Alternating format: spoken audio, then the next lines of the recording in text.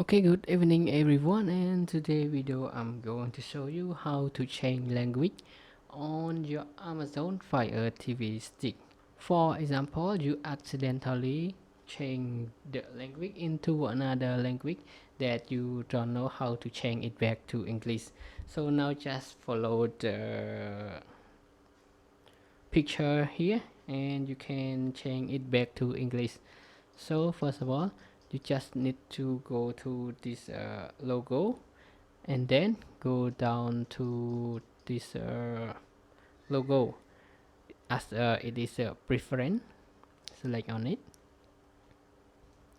and now you can count this number 2, number 3, number 4, number 5, number 6, 7, 8, and 9. So until it or you can go all the way down and count once time to this menu and just select on it, and now you can change this language. So you can try to change another language as you want, and then just put it back to English United States and just press back all the way to the home page, and now you can see your Amazon TV stick back to the English language. And that's all for today video of how you can change the language on your Amazon Fire TV stick.